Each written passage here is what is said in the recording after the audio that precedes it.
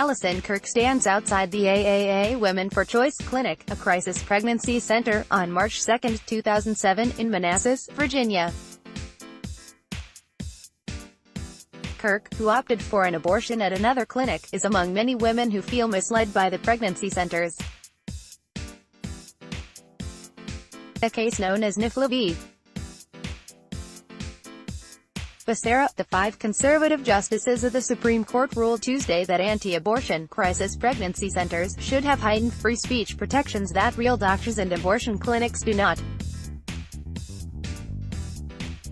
It was this straightforward-seeming bit of hypocrisy that Justice Stephen Breyer seized on in his dissent.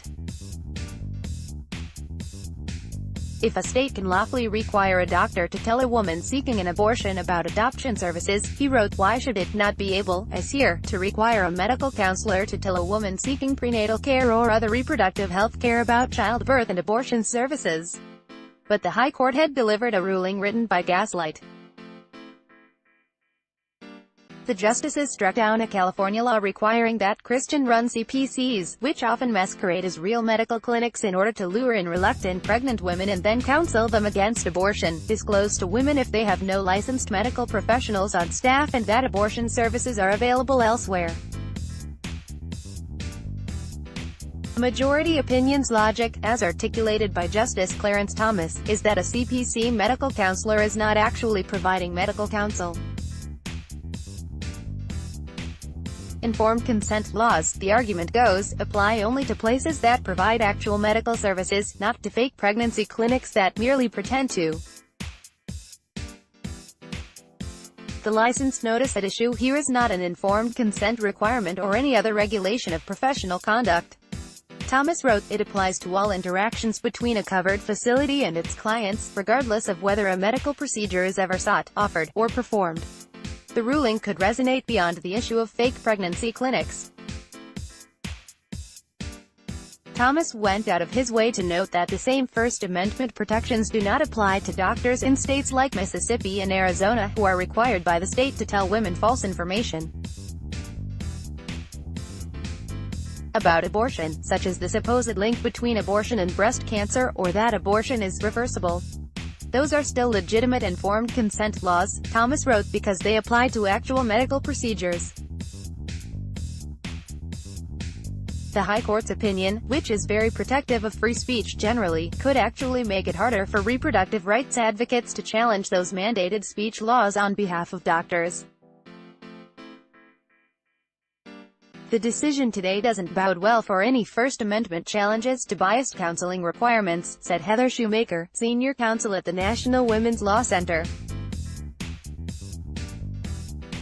Thomas made a really incongruous distinction between First Amendment protections for CPCs that exist to deceive women and don't provide a variety of medical procedures, and real providers that provide medical care. It created a double standard, said Amy Myrick, staff attorney for judicial strategy at the Center for Reproductive Rights, who co-authored an opinion piece on Tuesday's decision for HuffPost. The center is currently challenging a law in Mississippi that compels doctors, under threat of criminal prosecution, to tell women false and misleading information about abortion, including that breast cancer is a risk associated with ending one's pregnancy. There are similar laws all over the country. 28 states require abortion clinics to carry state-written brochures containing information about alternatives to abortion, like adoption, and the supposed risks associated with the procedure, even if that information is not supported by science or medical research. 6 states force doctors to inform women that abortion has serious mental health consequences, though studies by the American Psychological Association have shown that having an abortion has no more of an effect on mental health than continuing an unintended pregnancy to term. A handful of states make doctors tell women that abortion jeopardizes future fertility, again, not true, or that abortion can be reversed. Some of these abortion restrictions are way beyond the parameters of bona fide informed consent, Myrick said. Attorneys for the CPCs successfully argued that because the counseling center's main purpose is to dissuade women from having abortions, requiring them to post information about the availability of abortion services elsewhere was akin to forcing McDonald's to post directions to the nearest Burger King. The Supreme Court agreed in its majority opinion that informed consent laws should not be imposed on a business that is not providing actual medical services. The problem is that many women do visit crisis pregnancy centers thinking they are going to receive real medical services. CPCs often set up near hospitals, offer free diapers, sexually transmitted disease testing, and pregnancy services, and dress their staffers in scrubs. They give themselves names like Choices, creating the illusion that they offer pregnant women, well, choices.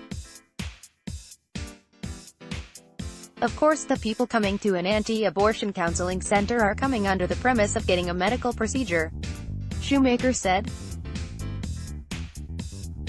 Even coming in for childbirth has medical implications. It's rather absurd to distinguish between those going to an abortion clinic and an anti-abortion counseling center. The fact that Thomas and the 4 concurring justices took such care to protect current anti-abortion laws is not a good sign for the future of U.S. reproductive rights, as states continue to pass laws chipping away at a woman's right to choose. One vote made all the difference today, said Elise Hogue, president of NARAL Pro-Choice America, and it could also be the only thing between upholding Roe v. Wade, or outlawing legal abortion in America. Related.